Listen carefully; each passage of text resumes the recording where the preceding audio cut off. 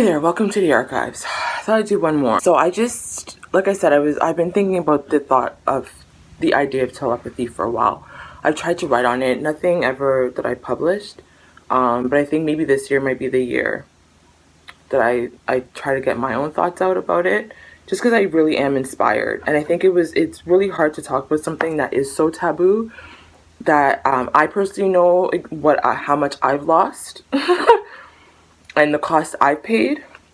The stakes are really high in talking about this, but I know what it was like to try to have these conversations within an academic setting.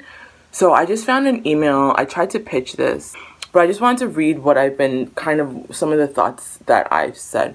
So it says, my question is this: what are some different ways that spiritual practitioners, spiritual teachers, energy workers, etc., can do to help ease some of the heavier collective energies right now? Right now, this was in 2020. I submitted this March 23rd, 2020. So that was 5 years ago, pretty much. This is a question I think about a lot in my PhD research and personal life as an extrasensory being.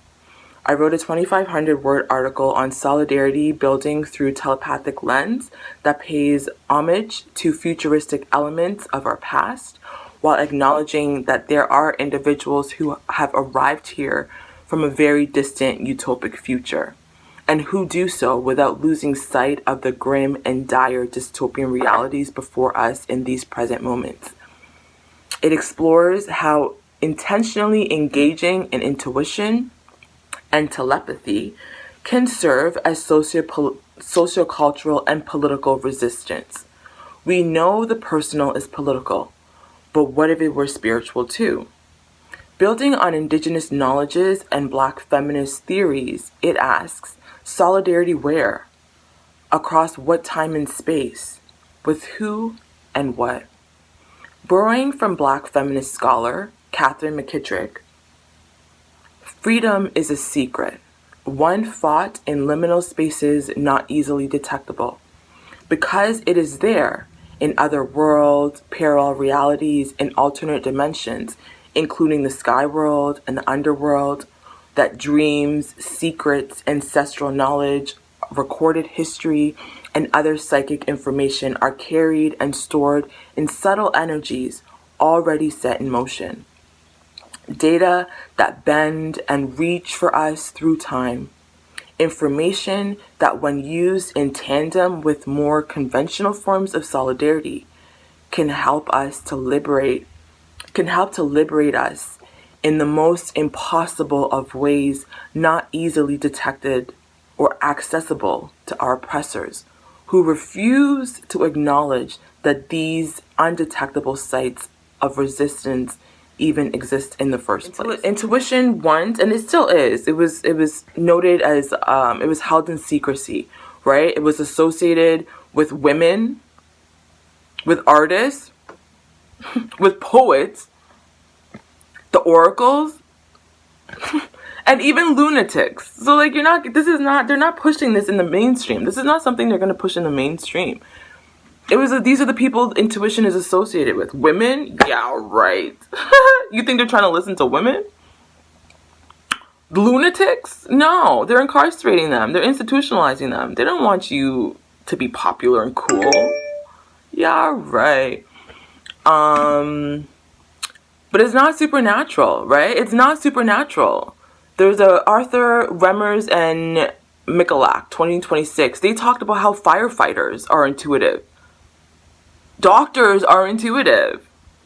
Chess players are intuitive. Judges, they all intuit in their high stress professions. Black and brown people have historically and to date utilized these ancient faculties as self-empowerment and resisting, dating back as far as pre-contact. The Tagara people of Burkina Faso is making me so proud. Can we just take a minute to just thank you to the Francophone African countries? The Francophones are sick and tired of it. They are like, snip, snip, snip, cut off all of this colonization. I'm just here for it. But the Tagara people of Burkina Faso, which is where, may he rest in peace, Dr. Malidoma Somé and his wife, well, I'm not sure his wife was from the Dagara. Dr. Malidoma Some was for sure from the Dagara peoples. Ngarrindjeri of Australia, Zeltatal people of Chiapas, Mexico. I'm not saying these right, but these elders in Japan, right? Elders in Hawaii, shamans in Siberia, the Hindu yogis. Like, people have been talking about this. It's just, guess who was not talking about this really? Was the white people. And so they're like, this is not real. And this is why I think the telepathy tapes is blowing people's minds. It's because now it's finally white people are included in the conversation. And they're like, wait, we can't ignore this. But these communities, African communities, indigenous folks in Australia, indigenous folks in Chiapas, Mexico, the folks in Japan, Hawaiians, Siberia, the Sami people in Europe, right? The Hindu in India. A lot of folks globally have purported to shamanic worldviews that perceive intuition and telepathy as just ancient technology and important modes of communication. It's just normal day of life back then. They had to cut that off. Materialism, the Bible, it just said, that's all. Jesus could do it, but not you. Jesus could do it. Jesus was laying hands. He rose from the dead. All that supernatural shit, we love it. As Christians, we love it. Jesus was about that life. But now you're going to tell the people that they can do it? Now you want to be like Jesus? That's blasphemy. That's blasphemy. They don't want, that's blasphemy. You're not Jesus. Who the fuck is small girl like you? Small girl like you. You think you got to do what now? No, they don't want it. To say, it's like folks in Hawaii, I talked about the Aka, and it's an etheric body, right?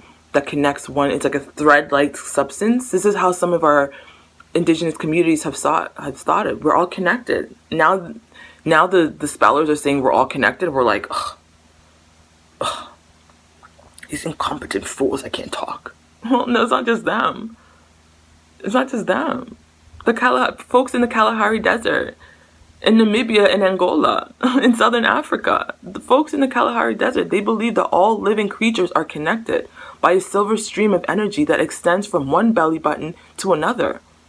These invisible cords become like telephone wires that send and receive telepathic messages. When indigenous folks said it, no one gave a fuck.